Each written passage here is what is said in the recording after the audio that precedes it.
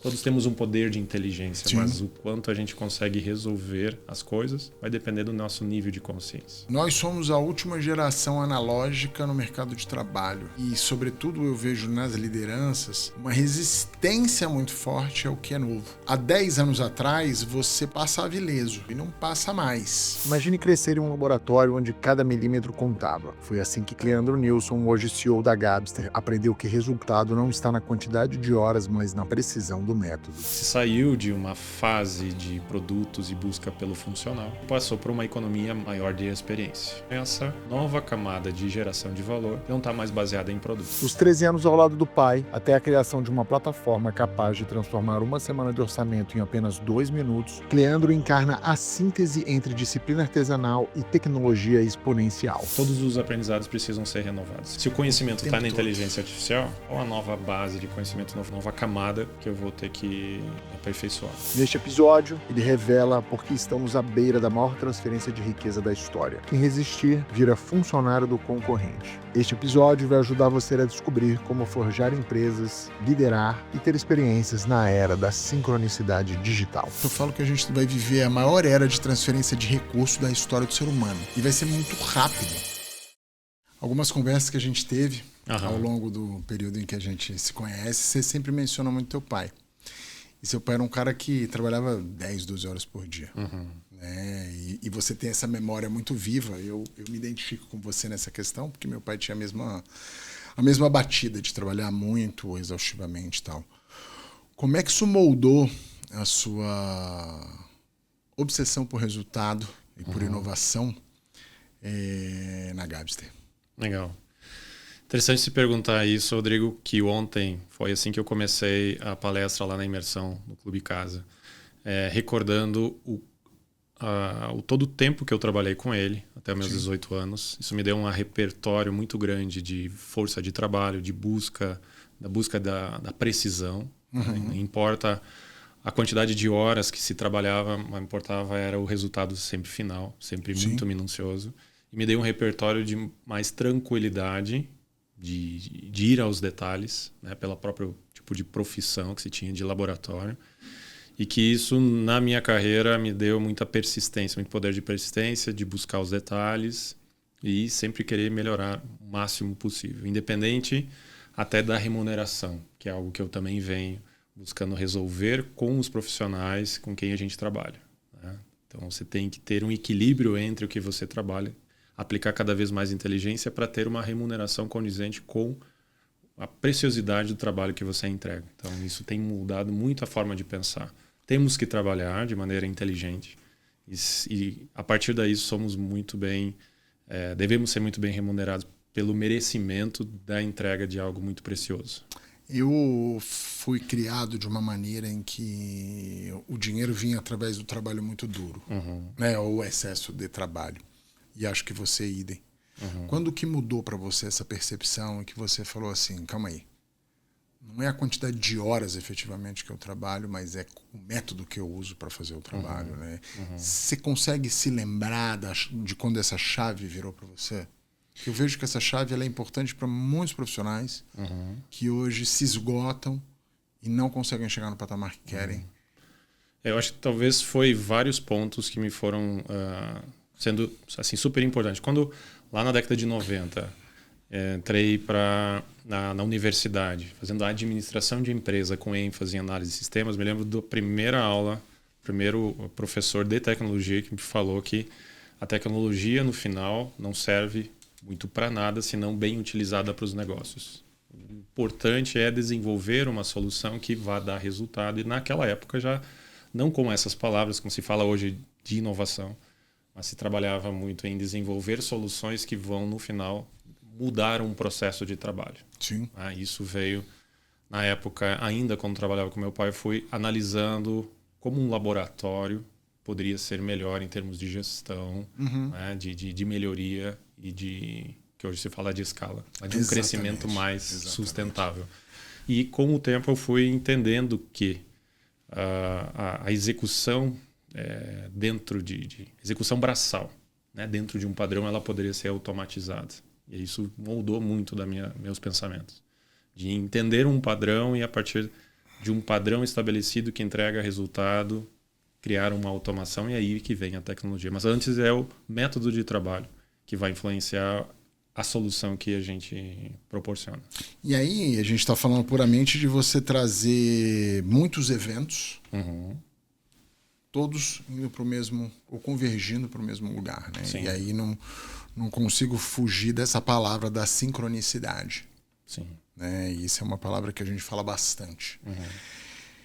Você acha que a sincronicidade ela pode ser transformada em um método em que você consegue usar ele através da tecnologia ou fomentar? Porque quando se fala de sincronicidade, tem gente que leva para o campo metafísico, que eu particularmente acredito também nesse campo metafísico, mas em linhas práticas e diretivas da tecnologia, você acha que dá para modelar eventos que vão aumentar a sincronicidade?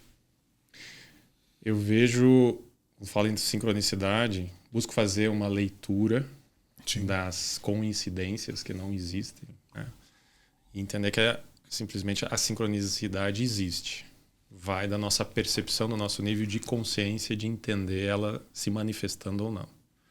Acho que gradativamente, quando a gente vai aumentando a consciência sobre as coisas e a gente vai podendo entender alguns padrões que existem na natureza, a gente pode sim criar um método, tá?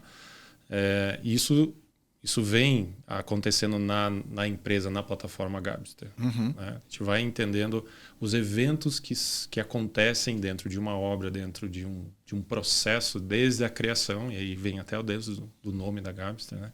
Algo que acontece no mundo talvez extrafísico, de pensamento, de um brilho, de algo que é construído e ele vai se materializando. Né? Então, a leitura de vários padrões e vários eventos que acontecem, que inicialmente a gente, no nível de consciência, se não tiver um bom aprendizado, a gente não consegue ler, né, uma sequência de ações. A gente consegue colocar dentro de um padrão, de um método. Né? E a Gabster tem muito disso, né, de trabalhar o que ainda está em algo de percepção da construção de um projeto que vai acontecer no futuro, trazer para uma realidade, materializar ele, mesmo que virtualmente, para prever tudo o que pode acontecer à frente. Né? Então, todos os episódios, né, que vão acontecendo no futuro, a gente traz para o presente.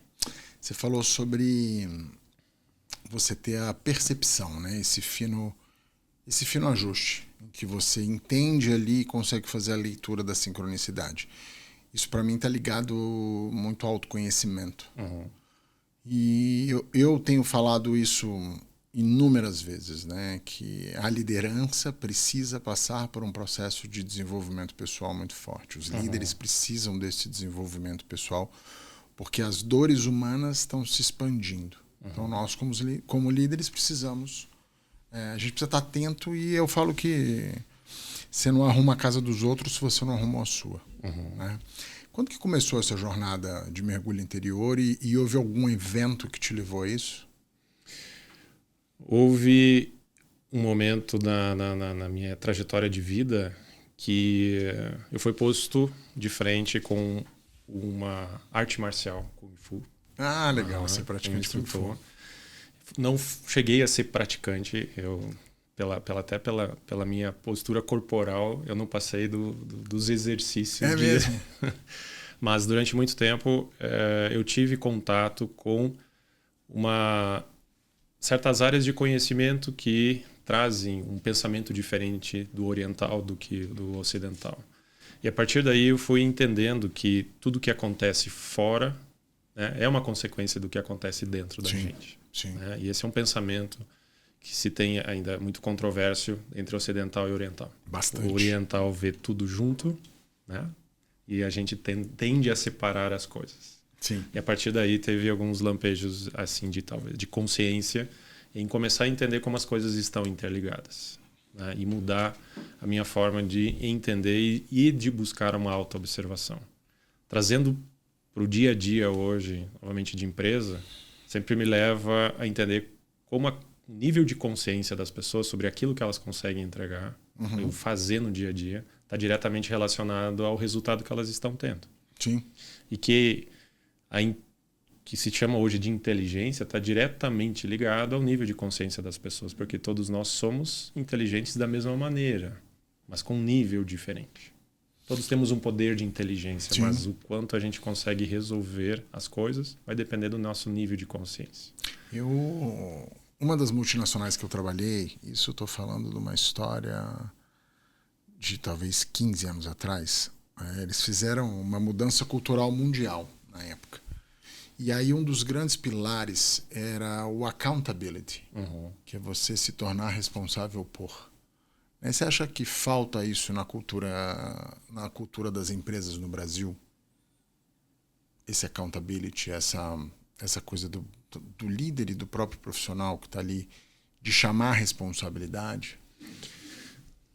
De uma maneira muito prática e diária, a gente pode traduzir para as bengalas do dia a dia. Exato.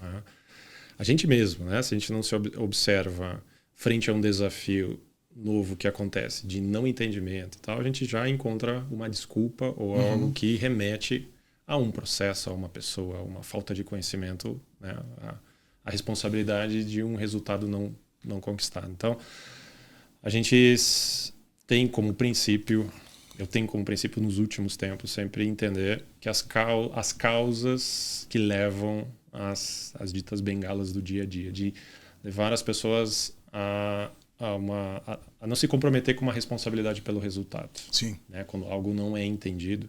Isso tem tudo a ver com criar novas habilidades nas pessoas ou proporcionar o meio em que as pessoas entendam e levem o seu nível de consciência para entender o quão responsável elas são pelo resultado. Sim. Porque acho que aí o que permeia muito é uma ignorância. As pessoas ignoram muito porque não conhecem. Né? Tem aquela história de não sei que não sei de alguma coisa e a principal questão vem a uma autodefesa sobre algo que não está entendendo, né? Como algo natural. Exato. Então, falando da origem, a gente vê muito isso, né, na empresa. É por isso que a gente tem dentro da empresa uma área responsável por people, por pessoas, distinta de um RH que faça a parte da performance. Vocês têm isso separado? Isso. Como é que funciona isso lá dentro? Primeiro, como a HVC estamos eu e a Fernanda tocando, a Fernanda tem com esses dons que ela leva para o lado mais das pessoas, ela assumiu essa área de people, né? Então ela tem toda a avaliação de programa de desenvolvimento, análise do nível de consciência das pessoas, e aí faz uma programação de habilitar as pessoas para as novas cadeiras que essas pessoas estão sentando. Então, se uma pessoa é contratada hoje, tem essa análise muito criteriosa das habilidades, da cultura que a pessoa convive hoje, né, para fazer essa adequação. É um trabalho massivo, diário, né, de acolhimento, né, dos desafios das pessoas, para que elas aí se sintam capazes de dar um próximo passo, independente da dificuldade que isso tem. Então, temos essa como nos grandes pilares da empresa. Uma empresa de tecnologia que precisa que as pessoas sempre busquem as soluções até com os próprios estímulos, e não mais um processo linear e contínuo. Né? Então, fazer com que as pessoas se deem por conta que elas precisam melhorar por conta própria é um grande desafio. Então, temos isso bem separado. Né? Tem, então, como se tínhamos os recursos humanos, o RH, que é algo que envolve tudo mais a burocracia, ou todos os procedimentos necessários, legais e até de performance, de números das pessoas, é visto de maneira separada de uma área que acolhe, entende as pessoas e dá a condição para que ela cresça. Hoje eu estava tendo uma conversa com uma colega que trabalha ela tem uma empresa de tecnologia de IA. Tá. Eles trabalham só com IA. E a gente estava tocando exatamente nesse ponto, né? Quando a gente fala de tecnologia, a tecnologia tende a tirar a muleta. Porque você cria um sistema que vai realizar uma tarefa. Né? Então, você pode falar isso, vou dar um exemplo aqui fora da Gabster, sobre vendas. Poxa, eu não estou conseguindo levantar lead porque o SDR não consegue fazer. Aí você bota lá um SDR de ele liga 24 horas por dia. Não se importa de tomar não e tal. Mas, quando você coloca uma tecnologia, você gera novas muletas. Sim. Né? E eu acho legal quando eu converso com pessoas da área de TI, e a conversa que eu tive hoje com a Suzana foi exatamente em linha com o que você falou, apesar de trabalhar com tecnologia, o fator humano é a parte principal do nosso negócio. Uhum. Porque não existe uma substituição. Não. Existe um... E aí você me mostrou esses dias, né, cara, uma coisa que eu fiquei assim fascinado, que você fez um orçamento de uma planta de 2.000 metros quadrados em segundos. Sim. Como é que foi construir isso, cara? Assim, eu fico... A quantidade de possibilidades que você traz através disso é uma coisa absurda. Como é que foi a concepção disso? Como é que vocês visualizaram isso e como que foi essa trajetória? Legal. Isso começou muito antes, começou a pensar no repertório para que isso aconteça hoje, sim, conectado a não é só o orçamento em si, de uma casa, de um ambiente extremamente complexo. Ele não pode ser visto separado da indústria, porque é na indústria que podem começar os erros, se isso não for bem modelado. Isso vem de um repertório que eu trago do início da minha carreira, fazendo automação industrial, depois comercial, depois industrial. Depois eu fui para meio de pagamento, entendendo o processamento em nuvem. Isso no início dos anos 2000. Durante 10 anos, eu aprendi como fazer soluções ou desenvolver soluções, desde a programação até áreas de gestão de inovação nessas empresas, de fazer processamento de grande volume de dados parametrizados, configurados. Alguns termos técnicos. Que é complexo, né? Mas isso é muito complexo. Quando eu vi a solução, eu falei, não. E lá a gente falava de parametrizar veículos, meio de pagamento, sim, comandar bombas de combustível e assim, sim, por diante. Tá? Mas essa forma de pensar eu trouxe para o mercado da construção e alguns elementos de produtos, de parametrização tal, comecei a separar e organizar. Isso que eu posso entender como essa sincronicidade, ou essa arquitetura de informações que tem na minha cabeça, que talvez seja um dos maiores dons. Né? É separar, dividir todas as informações e o que acontece entre elas e começar a organizar tudo isso. Então, esses 13 anos de Gabster vêm dessa organização dia a dia, né, de todos os elementos que estão envolvidos dentro de uma casa, dentro de um produto, dentro de um ambiente como um todo. E todos eles são parametrizados. Então, todos os elementos, como a gente tem aqui, todos eles têm uma característica, um parâmetro, dá para dizer assim, né? Uma característica para estar aqui nesse estado, nessa condição. Isso pode ser levado para a tecnologia. Né? Então, foi essa construção. Quantos anos vocês demoraram para desenvolver e chegar no ponto que está hoje? São 13 anos. 13 anos de desenvolvimento. Somado com esse repertório anterior, né? de processamento, de uso de formas de usar a tecnologia, para que agora a gente pudesse pegar todos os elementos da construção, de todos os materiais, e extrair também de mão de obra e outros recursos do que é envolvido, parametrizar para dar um orçamento em 2 minutos. Né? Então, um orçamento de 1.000 Levava produtos, quanto tempo para fazer um orçamento desse? No mínimo, o procedimento de orçamentação mais otimizado levava uma semana. Ou seja, você transformou uma semana em 2 minutos. 2 minutos. Mas precisou de 13 anos para fazer 13 anos para construir isso. Né? E hoje a gente pode fazer isso em forma escalável. Né? Você pode fazer orçamento de um ambiente de 2.000 metros quadrados ou pode fazer de 1.000 no mesmo tempo. Sim. Acho que esse é o poder da escala. Exato, tem que ser salientado, que não é mais linear. Você pode colocar para o mundo inteiro, orçar tudo numa mesma plataforma ao mesmo tempo. O quanto que... Eu já ouvi você falando muito isso, né? Arquitetura 4.0. Né? O quanto que isso está sendo hoje acelerado pela IA? Como que essa chegada da inteligência artificial acelerou o teu produto e o que você vê aí para frente com a utilização de inteligências artificiais? Bom, no último ano teve algo incomparável do que aconteceu na última década em termos de evolução de IA. Né? A gente vê no nosso cotidiano, especialmente agora com os últimos lançamentos do Google que nos impressionam tanto. Exatamente. Né? Onde pequenos prompts geram coisas absurdas, takes perfeitos, né? Como se fosse. E está só começando. Eu falo para as pessoas, é mato, gente, calma. Ainda. É mato. Então, se olha para frente, a gente coloca isso que aconteceu no último ano para frente. Estava falando com um parceiro um tempo atrás e mostrei o que a gente viu lá em Las Vegas, num evento que a gente foi, da empresa que a gente representa aqui no Brasil, né, e distribui os produtos.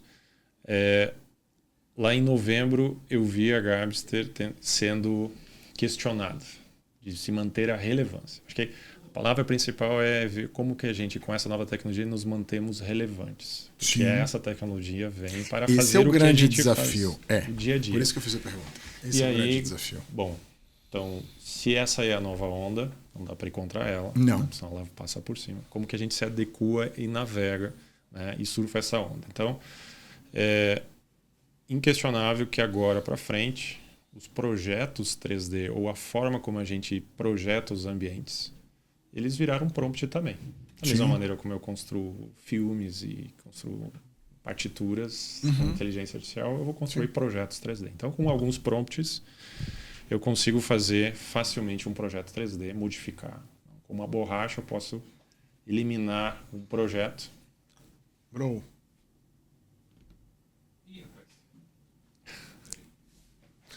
Ninguém aqui está patrocinando. Ninguém está patrocinando.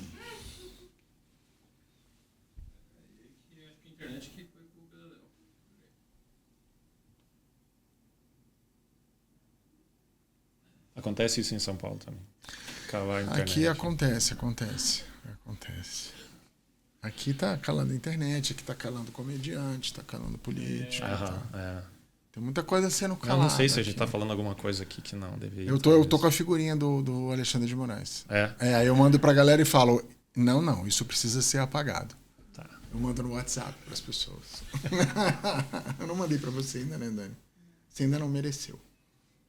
Quando você mandar alguma coisa, eu mando pra você. Não, isso precisa ser apagado.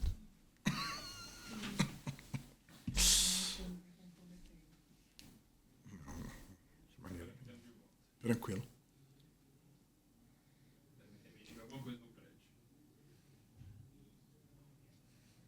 Aqui você estava com a logo? Do podcast,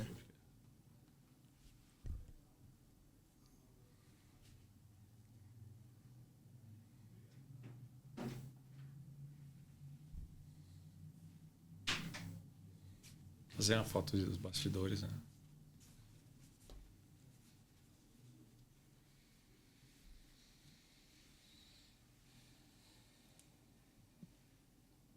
Será que já foi aquela tempestade solar que vai acabar com a internet no mundo?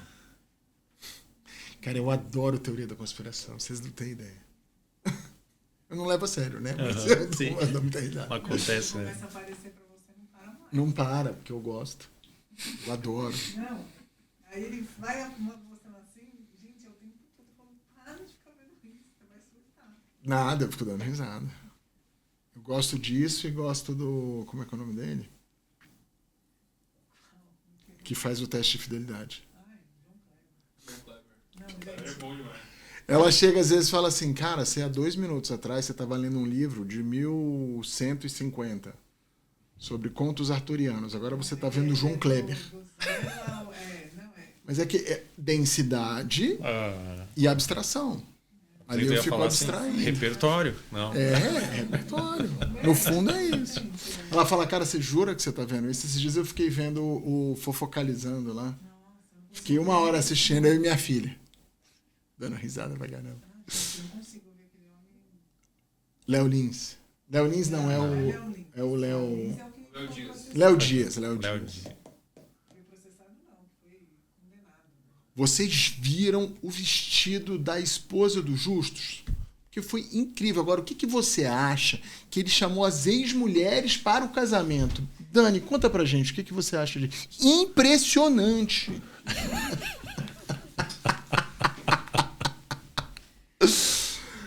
Voltemos. Você estava falando dos prompts. Dos prompts. Bom, a ideia daí no corte e tal. Bom, os prompts... Começo lá em Las Vegas de novo? Né? Não, pode ir direto. Vai lá, tá bom. Então, os prompts atuais, a capacidade que os softwares estão incorporando com os novos assistentes dão a possibilidade, então, dos projetos em 3D, assim como nos filmes, serem criados através de prompts. Né? Algo que antes também um arquiteto, um especificador demoraria 2 ou 3 dias, agora está fazendo questões de minutos. Sim. E o que Primeira coisa que eu penso, legal, ótimo, né? Isso acelera muito os processos, mas também pode criar uma série de problemas. Ou seja, o nível de simulações, se a gente olhar isso de maneira desconectada do mercado, então esse nível de simulações vai crescer muito e vai poder entregar para frente, na cadeia do mobiliário, da construção, muitos novos desafios, porque criar agora um projeto que antes levava 2 semanas, eu posso criar várias versões em 1 hora. Você acha que isso vai baratear todo o processo? De alguma maneira? Ou seja, o design de interiores vai ser mais acessível? Eu acho que talvez a questão de baratear, a gente tem que trabalhar muito a experiência junto ao que o profissional e quem está atuando nesse mercado, a que tipo de cliente ele vai estar atendendo. Acho que tem camadas e camadas. Camadas do alto padrão que continuam sendo porque elas estão sempre procurando experiência. Sim. Então, o que a gente sempre defende e tem se consolidado isso. Então, a tecnologia vem para resolver os problemas operacionais. Resolvendo os problemas operacionais no digital, você tem mais tempo para se dedicar ao cliente e dar uma boa experiência na etapa seguinte da venda, da experiência com o produto.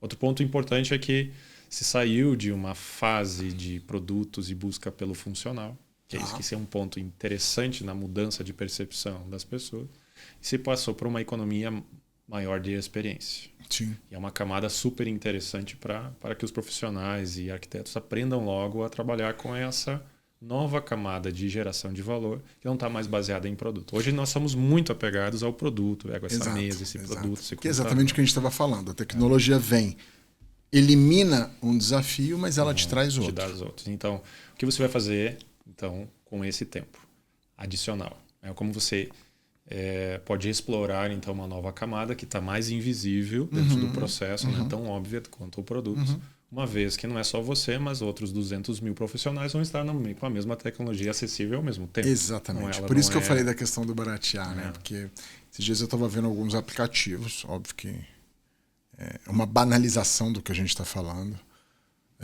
Minha esposa não é arquiteta, mas agora ela decora como se fosse uma. Sim, com 2 que ele tira uma foto, ele fala, eu quero o estilo industrial. Buf! Ele coloca ali, ele projeta aquilo ali. É o que exatamente você está falando. Você acha que vai se perder a originalidade nesse processo? Que as coisas vão viver o mais do mesmo e aí a tecnologia deixa de ser... Vira um fim. É isso. E não um meio. Talvez para esse aplicativo que ela acessou, ela é o fim. Se imagina ou se vende que ela é o fim. Sim, mas não é. Primeira coisa que já sabe que não é. A gente sabe que não é. É a questão, acho que se trabalha muito essa possibilidade da banalização até da arte, do que é único, que tem que se ter cuidado. Exato. Contudo, vamos pensar agora do outro ponto, contraponto, como consumidores. Vamos querer adquirir e consumir algo que é banal, que foi criado pela IA? Será que nós vamos buscar o que nós vamos valorizar a partir daí? Exato. Se algo foi tão banalizado que o processo criativo foi tão fácil. Nesse contexto é que o fluxo agora da construção, que também vai ter tecnologias de robotização da construção, como da indústria 4.0 e tudo mais. Agora, tem que sempre se olhar todo o fluxo. Sim. É criado mais rapidamente algo, como se pode se encontrar já no Pinterest muitas opções. Muitas referências. Sim. Hoje se começa o projeto já num Pinterest, se entrega. Porque antes você começava num Casa e Jardim, numa revista, né? Hoje não. Hoje você faz uma pastinha no Pinterest, lá bota as suas referências. Ou o próprio arquiteto já faz essa sugestão para os consumidores, né? Para os clientes finais. O que o arquiteto vai fazer, o que o especificador vai fazer com essas tecnologias a partir daí? Entregar uma experiência diferenciada dentro desse consumo novo que são elas. Aí vem a questão de, uma vez que os problemas operacionais são resolvidos no digital, entregar uma ótima experiência de convívio muito mais humana é que vai gerar um grande benefício, e sobre isso que tem que se falar. E você tem falado muito sobre, você acabou de trazer esse termo, né? Indústria 4.0. O que você está vendo? Acho importante a gente separar a indústria 4.0 da quarta revolução industrial. Isso, exatamente. Nomes muito parecidos estão trabalhando no mesmo contexto, mas são coisas completamente bem diferentes. A indústria 4.0 ela começou lá na Alemanha em 2011, 2012, né, quando se olhou para a automatização completa da indústria, que é indústrias autônomas. Isso é um tema. Agora, a quarta revolução industrial envolve muitas tecnologias, enquanto essas também de robotização. Mas a gente vive muito mais sendo mais impactado por essa quarta revolução industrial. Né? A rede social é um exemplo disso. A inteligência artificial e o que ela vem fazendo é um exemplo disso. Que vem impactando nossa forma de consumir, querer as coisas de forma muito mais rápida. Que se uma indústria não for 4.0, ela vai sofrer para entregar essa grande demanda que está se criando de produtos personalizados e diferentes. Hoje nós queremos ter uma experiência personalizada. Queremos ter uma casa mais personalizada. Até no mercado americano isso está mudando. Né? Se vê muita a personalização entrando lá agora, não mais só coisas mais seriadas. Então, existe um contexto totalmente novo para as indústrias que estão na área de decoração, do Arq Decor, trabalharem e vão ter que trabalhar de uma transformação de maneira mais rápida agora. Então, a inteligência artificial vem para acelerar as coisas, novas ideias, novos desejos. Se não se tiver uma indústria equiparada para atender isso de forma paramétrica ou de forma personalizada, ela vai sofrer. Mas aí, de novo, a gente volta para o humano, que se as pessoas que estão liderando essas organizações não mudarem, não saírem do tradicional, né, na era antiga, elas vão sofrer muito. E isso é uma corrida muito rápida agora. É muito rápido e eu tenho falado isso em alguns lugares também. Nós somos a última geração analógica no mercado de trabalho, que teve uma infância analógica, né? Agora tudo muito mais digitalizado e, sobretudo, eu vejo nas lideranças uma resistência muito forte ao que é novo. E essa resistência, há 10 anos atrás, você passava ileso por um período e não passa mais. Né? E aí eu estou trazendo isso pelo seguinte: eu vejo vocês como uma empresa de tecnologia, mas eu vejo vocês em campo o tempo todo, num privilégio de relações humanas. Né? E a gente estava falando um pouco sobre isso aqui, né? Que você não para. Você está de segunda a segunda com o pé na bola e com a bola dentro do campo, jogando a bola para um lado e para o outro, com pessoas. Né? E participação em feiras e eventos, sempre foi assim a Gabster, ou vocês mudaram de um tempo para cá essa maneira de trabalhar? Legal. Se intensificou muito ultimamente. Demais. Você fala de uns 6 meses para cá? 6 meses para cá. Tá. Ou seja, até então se vinha também num processo mais tradicional. Até alguns testes de conteúdo em internet, YouTube, lá atrás eu já fazia para um processo mais educativo. Mas do relacionamento mesmo, dos 6 meses para cá, participando de feira, de eventos. E agora nos últimos 3 dias participando de imersão direto, das 8 da manhã às 8 da noite. Entendendo realmente onde está o desafio, e a gente começa a ver que o desafio das pessoas que estão no mercado está muito lá atrás, está muito incipiente. Tá? Ou seja, a tecnologia está aqui, e o desafio está aqui. Isso. Você precisa trazer esse cara para cá. Isso, justamente. E aí, quando a gente cria um conteúdo, se a gente cria de uma maneira tradicional ou vamos ensinar, a gente já partimos normalmente do meio para frente, mas a gente tem que dar os passos mais atrás e trazer todo esse entendimento mais para frente. Eu acho que isso tem ajudado muito a gente mostrar o potencial da tecnologia, mostrar na prática, agora de uma maneira muito mais fácil e rápida, como esses empresários precisam mudar rápido e que a mudança, as barreiras da mudança estão muito mais baseadas nos medos de não conseguir entender, de se entender, se acharem muito ignorantes quanto à tecnologia, ter esse receio de fazer o enfrentamento. Mas quando o pessoal vê que é muito mais fácil do que imaginava, a curva de aprendizado e a sensibilização acontecendo, ela vai ser muito rápida. E é necessário, é obrigatório isso. Como é que está sendo para você ir a campo? Porque aí você sai da função somente do idealizador de um produto, ou do tecnólogo, ou do CEO, e você passa a ser o grande educador de um movimento. Né? São funções completamente diferentes. Totalmente. Como que tá para você essa... Foi um chamado que você teve de falar, cara, eu preciso ir a campo, porque se eu não for a campo para ajudar a mudar a indústria, esse pilar inteiro aqui vai cair. E foi um chamado, um trabalho que a gente vem fazendo de posicionamento, né? Muito forte. Entendendo que, por mais que a gente desenvolva o software, a metodologia, vamos fazendo a educação, você precisa ir à frente. Então foi muito mais de jogar a toalha e dizer, nós temos que procurar um novo método, uma nova forma de mostrar mais pessoalmente, mais do humano para humano. Sim. Tirar um pouco dessa barreira que nós tecnólogos temos também da comunicação. Sim, enfrentar, sim. Né? Abrir o peito e abrir a internet e começar a mostrar o nosso dia a dia e como a gente também se dedica muito à pessoa.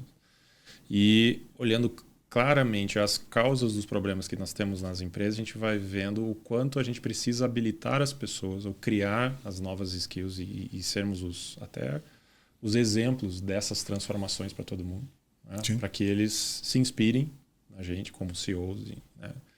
E também sigam esse caminho de busca de um aprendizado novo. Porque todos os aprendizados precisam ser renovados. Se o conhecimento está na inteligência artificial, qual a nova base de conhecimento, novo canal, ou nova camada que eu vou ter que me aperfeiçoar? Né? Então, parte de desaprender o que a gente aprendeu, reaprender com uma velocidade maior. Sim. E nada melhor que estar a campo para entender o quanto realmente as pessoas... onde as pessoas estão com o conhecimento atual. Né? Então, isso tem sido muito rico para a gente. Participar dos eventos, conversar tete a tete, né, com todas as pessoas e entender o quanto a gente pode facilitar esse aprendizado. Então, é inevitável que tem que sair a campo. Né?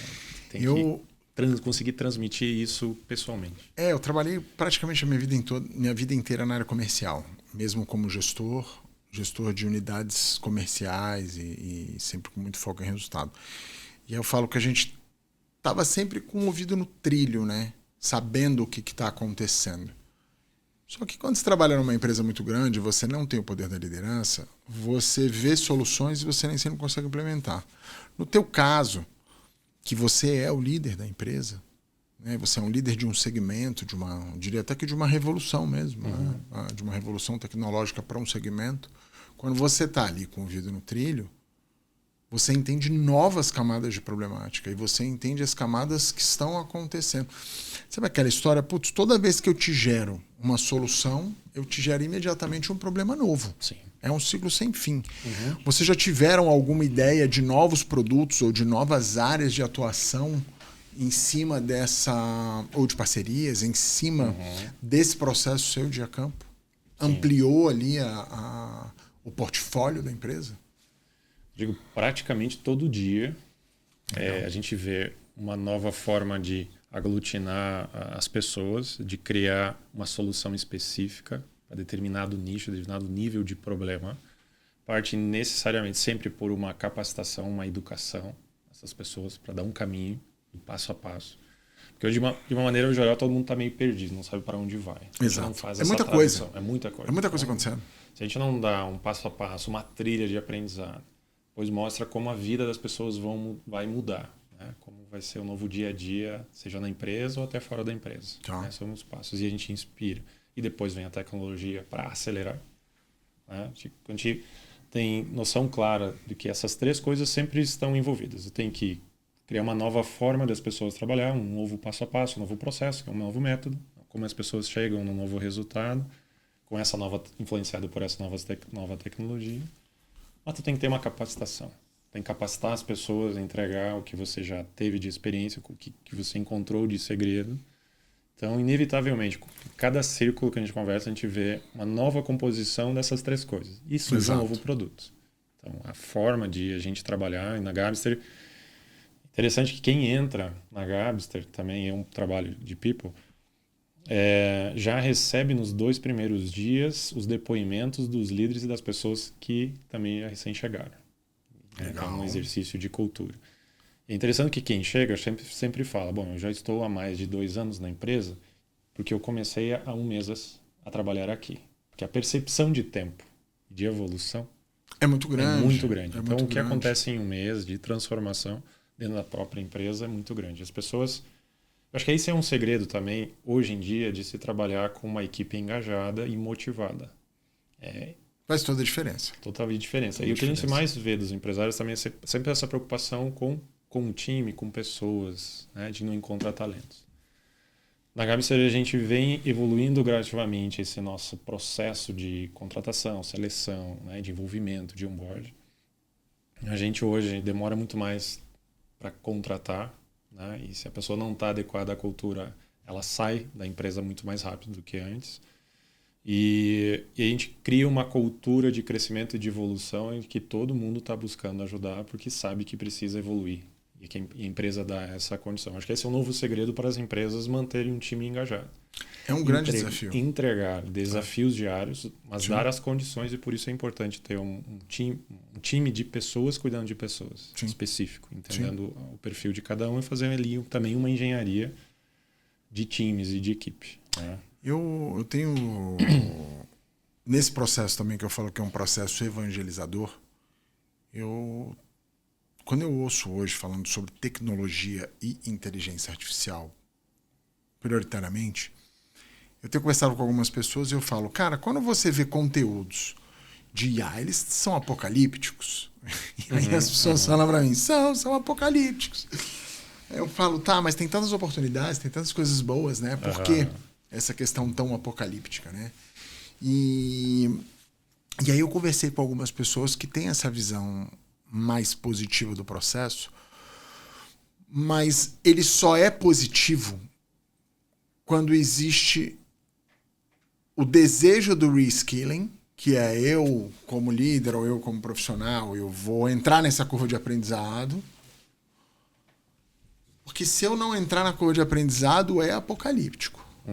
E aí a gente estava conversando esses dias sobre o caso da marcenaria, né?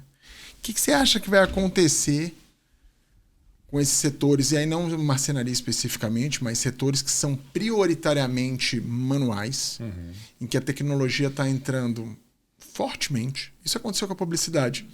Eu acho engraçado que quando começou a IA, só fazendo um parêntese, o pessoal falou, a última coisa que a IA vai substituir é a criatividade humana. Foi a primeira, cara. Foi a primeira. Sim. Porque hoje, cara, você faz a imagem, você faz o vídeo, você faz o filme, você faz a música. Porque eu acho que o que há de mais interessante no ser humano é a criatividade artística. E eu acho que houve um esforço para tentar copiar essa genialidade humana. Então, o que você acha que o cara hoje... Como é que você vê o profissional hoje que tem lá a sua empresa toda manual e que tá ali, tipo, não vou entrar, isso aí eu não... Até hoje, o Safar me irrita tanto. O cara fala assim, essas coisas de tecnologia eu não sou muito bom. Eu falo, você usa o telefone, cara? Você usa a internet? Então você já está usando tecnologia pesada, amigo. Sim. Né? Você só não se dá conta disso. O que você acha que vai acontecer com esse cara? Eu não vou numa linha muito longe, não, tá? 3 anos. Ele vai estar trabalhando para o concorrente dele.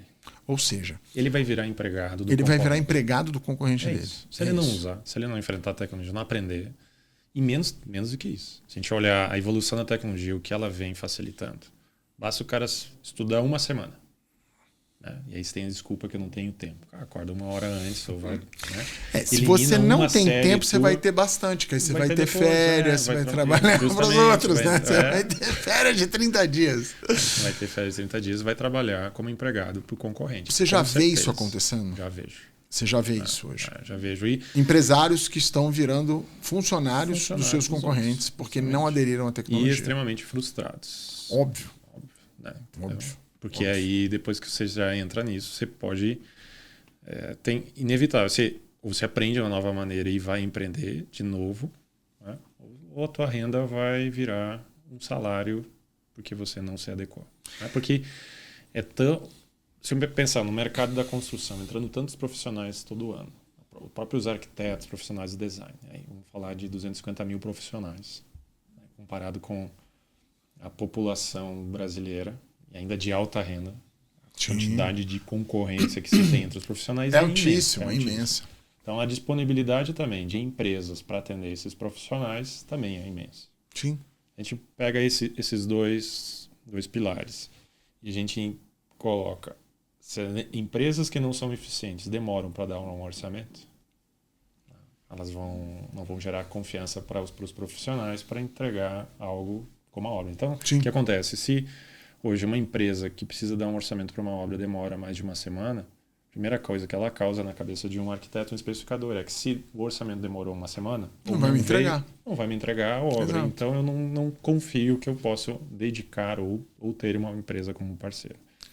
E aí a gente coloca empresas que conseguem dar um orçamento em um dia, e aí essa é a distinção direta. Então, empresas que hoje não conseguem entregar um orçamento em 2 dias e não entregam uma obra em 30 dias, estão fadadas a acabar nos próximos 2 anos. E aí esse é o tempo. Inevitável. Meu pai foi construtor, né? Teve construtor a vida toda. E eu lembro exatamente quando entrou a ISO. A ISO 9001, processos. E aí eu lembro muito bem do meu pai falando disso, falando, cara, a obra precisa se transformar num chão de fábrica em que você entra. Ele falava essa frase, tem que limpar isso aqui, eu quero comer no chão aqui, hein? E antes, a obra era um caos. Um caos. E eu lembro como demorou para muitas empresas aderirem aos processos de qualidade e tal. Eu falo muito isso porque meu primeiro estágio em administração foi com ISO. Uma outra empresa, uma empresa de transporte. E como era difícil mudar o processo. E a gente nem está falando de tecnologia, hein? Está falando só do cara escrever o que ele vai fazer e fazer o que ele escreveu. Ou seja, anda em cima do que você fala. Só isso. Isso é isso. Praticamente é isso.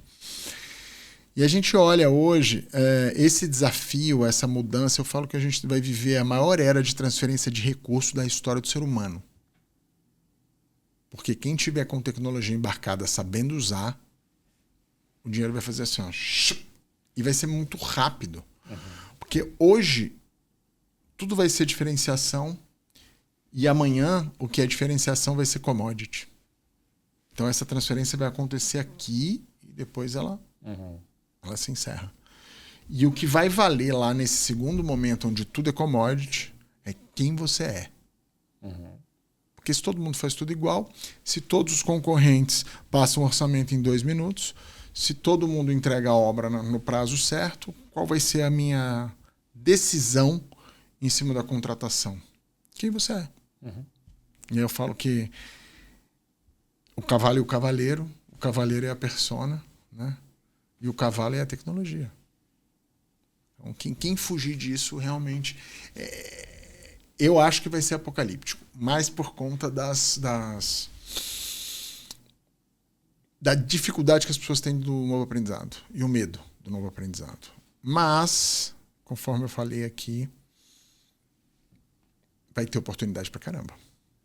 Muito. O que você vê? Como é que você vê o setor hoje da construção, da arquitetura nos próximos 5 anos? Se você pudesse, assim, fazer... É quase aquela história de perguntar para economista, né? Quanto vai ser o dólar em 2030, né? Totalmente futurologia. A gente vai voltar nesse episódio aqui daqui a 5 anos para ver. Mas o que você acha que vai acontecer nos próximos 5 anos de relevante? Bom, se a gente traz para o Brasil, um problema que emperra a evolução no Brasil na construção como um todo, a construção modular, por incrível que se pareça, é a carga tributária. Você já ouviu falar sobre isso? Ou seja, se a gente industrializa as peças que vão ser montadas numa obra, elas vão ter uma carga tributária maior do que a mão de obra, que é barata e que tem incentivo de fazer com que uma obra e um prédio seja uma indústria. Então, é mais barato hoje construir cada prédio. Construir uma indústria, que uma construção vira uma indústria, e ali eu construo, do que trazer as peças prontas para fazer a montagem. Sim. É uma questão mais de carga tributária. Mas, passado esse problema, ou vencido essa questão, um prédio pode ser montado. Com tecnologias como a gente tem hoje, de montar paredes e montar... Isso você vê na China todo dia. Todo dia, direto. Né? Então, vamos pensar. Edifícios, grandes conglomerados poderiam ser habitados em 1 ano, entre o fechamento do projeto até a conclusão. como tem casos que acontecem na China e em outros países. Então, Sim, eu monto ele, crio esse projeto que vai aqui no futuro de 1 ano vai acontecer, coloco tudo em 3D, verifico conflitos, faço todos os cálculos, disparo para todos os profissionais, todas as empresas, e no tempo certo elas vão fazendo a montagem. Tudo controlado, rastreado. Então, quem não se adequar a isso está fora. Né? Quem não chegar no momento certo, no minuto certo para fazer uma montagem de acordo com o que foi pré-planejado, está fora. Sim. Né? Então, existe uma grande potencial de eficiência, de redução de economia de 30% a 40% do que acontece de problema 30% hoje. a 40% do que acontece que vai para o custo. Vai para o custo. Esse é o custo. Né? Quão normal ficou no Brasil fazer um orçamento de uma obra e pagar o dobro. É o que eu mais uso. Todo mundo.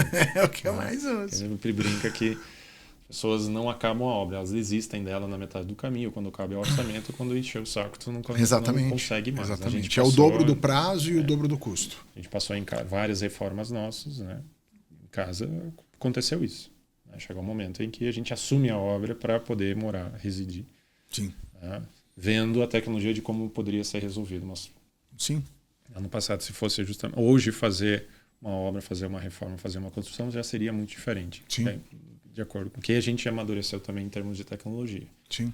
Mas eu acredito que a gente pode resolver 30% a 40% entregando essa eficiência. Se todos os players do mercado trabalharem. Aderirem, né? Aderirem às tecnologias, né? É uma integração de tecnologia, na verdade. Direto. Né? Muito acelerado pela inteligência artificial. Né? E em ambientes gerais, assim, no mundo inteiro, essas metodologias novas, como o BIM, como é o Building Information Model, tu tem um modelo 3D, né? De várias camadas, todas as informações organizadas e todos os participantes, todas as disciplinas complementares trabalhando em cima de um único modelo. Se todos funcionando com a mesma capacitação, com a mesma tecnologia compatível, vai se ter uma resolução de 80% dos problemas da obra. Isso a nível mundial. Cara, você pode é um absurdo de ganho, né? 80% é um absurdo de ganho. Tudo que acontece na obra. Um absurdo de ganho. Amanhã no evento no Summit eu quero trazer isso. Todas as emoções que se tem, né, ruins quando se pensa na obra, podem ser eliminadas. Cleandro, se você falar para mim que eu preciso fazer uma obra no lugar que eu moro, eu vou entregar o imóvel. Dá uma reposição. E vou embora. Eu não passo por obra. Porque eu vivi a vida inteira vendo obra. Eu sei, obviamente, que daqui a 5 anos tudo mudou. E não vamos ser tão longe no futuro, mas como vai ser a Gabster no ano que vem? O que vocês têm no planejamento estratégico de vocês que você possa compartilhar com a gente? Bom, nós temos um plano de dobrar, vamos dizer, de o que a gente não fala de crescimento da Gabster, mas número de projetos que a gente processa por ano. Quantos projetos vocês processam por ano hoje? Hoje a gente está em 60 mil projetos. 60 mil projetos passam pela Gabster. Isso. 3, 4 mil agora por mês. Vamos para 100 mil então nesse ano. Né? Vamos lá para 200 mil todos os anos. Então nossas metas de crescimento e de entrega para o mercado são essas. Essa é a nossa estrela guia sempre de crescimento. Né? Quantidade de usuários e quantidade de projetos. Legal. Né? Esses são os KPIs que vocês usam. Gerais. Né? E depois a gente desdobra. Então, hoje, nós vamos atendendo gradativamente um mercado maior, com mais elementos também, não só na marcenaria, mas o revestimento também. A parte de hidráulica, elétrica, todos os ambientes também sendo incorporadas dentro da ferramenta 3D. Então, é sempre dobrar a cada ano. À medida que a gente coloca essas metas, a gente desdobra internamente para os novos desafios. Então, ter uma estrela guia nos dá um motivador grande para mim e para todo mundo, toda a equipe. E uma coisa que eu sempre sou muito curioso, né? Quando eu vejo profissionais... Você vai com quantos anos, Cleandro? Vou fazer 51. 51, ele está mais novo do que eu, gente. Isso é... Ele faz procedimento. Pode contar, cara. Cara, como que você tem alguma rotina, alguma coisa que você gostaria de colaborar com? Eu gosto muito da questão da auto-performance e da autogestão, emocional e física, e biohacking, alimentação, é um tema que eu gosto muito. Você tem alguma rotina, alguma coisa que você faz para manter a cognição, para manter o bem-estar, como é que é a tua rotina? O que você não abre mão assim? Não abro mão. Não abro mão de levantar às 5 horas da manhã, fazer um treino de 1 hora e meia, para chegar aceleradaço na empresa 8 horas da manhã. Então, e essa é a dica. Até ontem estava conversando também com um parceiro, o quanto ele também falou para a gente, né? Se eu entro numa reunião com um cliente 8 horas da manhã, eu sei que eu já estou em desvantagem, porque o nível de cognição dele é maior. Ele já está lá no alto. Preciso vai correr, né? Também. Vai correr, filho, de manhã. E a gente vê que o time também sente isso. Né? A gente inspira e tal. Então, eu vi que esse ritmo, emplacar esse ritmo, não é fácil nas primeiras semanas, mas ele vira quase, não para dizer que é um vício, mas é um costume. E o dia que você não faz isso, se sente. E não são 3 vezes por semana, são todos os dias. Sim. Você emplaca isso, no domingo você quer acordar, tá bom, 6 horas da manhã para treinar, porque se sente benefícios na empresa, é inevitável, né, que você vê. Mas quando você avança na idade e poder também ter uma agilidade, uma flexibilidade, né? Ter força até o final do dia, não ter sonolência às 8 horas da manhã é imprescindível para poder enfrentar esse ritmo acelerado. Ou seja, hoje a atividade física é o teu principal pilar. Legal. E qual a importância, bom, você e a Fernanda trabalham juntos, qual a importância da família nisso tudo? Semana passada a gente estava lá na Casa Cor para colocar um bilhetinho do que nos move, né? Eu coloquei encontrar a família bem no domingo, encontrar a minha inspiração.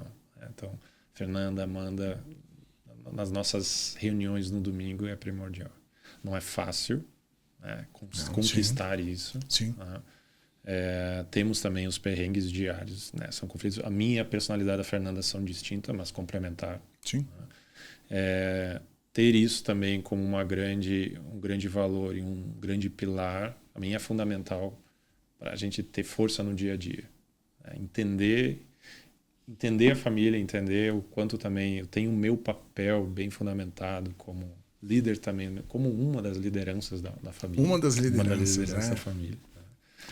É super importante para entender meu papel também na família e não abrir mão de alguns princípios, também dá uma força grande. Tá? E isso vem também evoluindo também gradativamente. Então, ter a evolução na família, nos nossos papéis, no nosso aprendizado, né? Enquanto marido e mulher, né? Empresário, empresária, né? Líderes, e ter a distinção clara dos papéis também na empresa, porque é onde a gente conflita e tem opiniões. Exatamente. Entre as pessoas. Cada um tem que ter sua caixinha. A sua caixinha. Senão fica mais complicado. Inevitável que elas se cruzam e conflitam. Claro. Então, chegar em casa e estar bem depois de algo que houve conflitante no dia a dia também é um desafio que a gente está 15 anos juntos, 13 anos com a empresa. Bastante tempo. Então, deu certo. Está dando certo. Está dando certo. Isso é legal. Então, chegamos nos momentos finais. Como é que um profissional da área de arquitetura ou uma marcenaria ou uma empresa de acabamento, como que eles podem acessar a Gabster? Legal.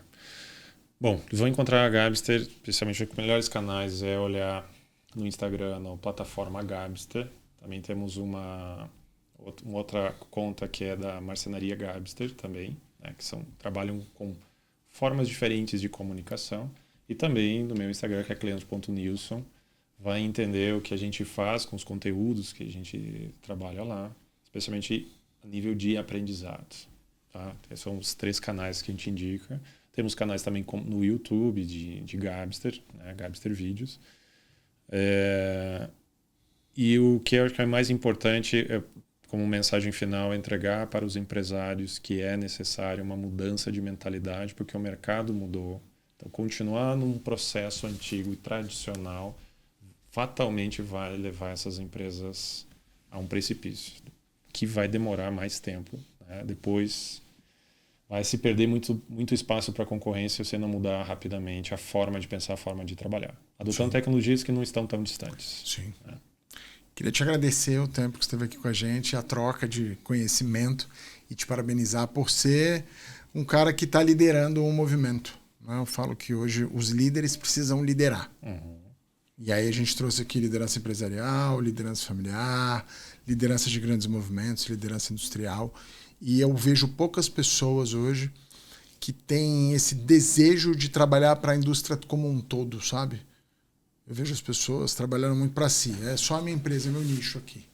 E você já tem essa visão da integralidade da solução e sabe que tem muitos players e que tem muita gente que precisa se movimentar para que essa transição tecnológica ela seja mais fluida e crie mais oportunidades do que destruir coisas, né? Crie mais possibilidades do que destruição. Você já deixou uma mensagem final, mas eu queria deixar novamente aberto para você, porque assim, o YouTube, ele é atemporal. Sim. Né? O Instagram não, o Instagram dura 24 horas, o YouTube não. Então, para quem vê esse episódio em algum momento vai estudar a tua história, o que você queria deixar assim, em 2025, o que você queria deixar de mensagem final? E não necessariamente para o segmento, mas mensagem de vida. Legal. Bom, eu vejo que esse mercado que a gente está trabalhando, né, todos os mercados, mas esse especial da construção, é um mercado bilionário e super abundante. Tem muita coisa ainda a ser construída em diversas camadas, né, com diversas novas profissões. Então, a mensagem que eu deixo é que analise seu nível de consciência sobre como está trabalhando hoje. Busque o aperfeiçoamento para acessar uma nova camada de consciência sobre uma nova forma de trabalhar. Isso necessariamente passa por sair do óbvio, não trabalhar de uma maneira tradicional. Busca esse aprendizado constante, contínuo. E te agradeço a me ensinar também como se posicionar nesse mercado para levar essa mensagem de uma maneira mais rápida, precisa, para esse mercado que em constante mudança. Eu fico lisonjeado de fazer parte disso daí, cara. Para mim é um prêmio isso aí. Obrigado mais uma vez por estar aqui com a gente. E vocês, obrigado por assistir o episódio do Rodricast e aguardem em breve novos episódios.